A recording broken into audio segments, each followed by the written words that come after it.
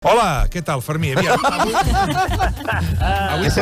Avui faràs un plat pel diumenge, pel Barça Atlètic de Bilbao de diumenge, faràs un plat que no sé si és gaire més de dinar que no pas de sopar, però en fi, perquè realment és d'aquell que t'has de fotre... Perquè a quina hora és el partit? A l'Àlmax després del partit, i abans del partit t'has de fotre l'Omeprazol. És a les 9, a les 8 a RAC1, que és el capipota en xamfaina. Sí, era un plat que havíem fet, és un plat que havíem fet fa un temps, però ha sigut una mica un disco solicitado, saps què vull dir-te?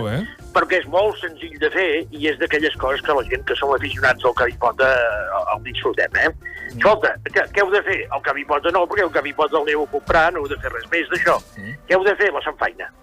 La samfaina que val una mica de paciència, tampoc massa, I què necessitaríem, això, per fer una cosa per 3-4 persones? Una ceba grossa, un parell de grans d'all, 3 o 4 bitxos, perquè això sí que vol una mica de malícia. Un pebrot vermell, una albergínia grossa i un carbassó gros. Com ho tallem? Daus, dauets, que no siguin massa petits, tampoc que siguin estrepitosos, Aleshores, què és el que posem primer?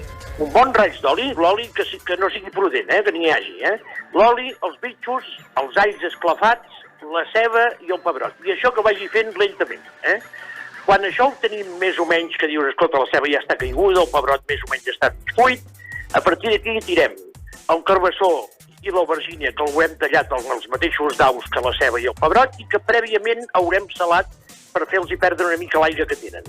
Ho aboquem en la mateixa cassola, anem fent, xup-xup. Quan això pràcticament està fet, aleshores hi tirem el capipota.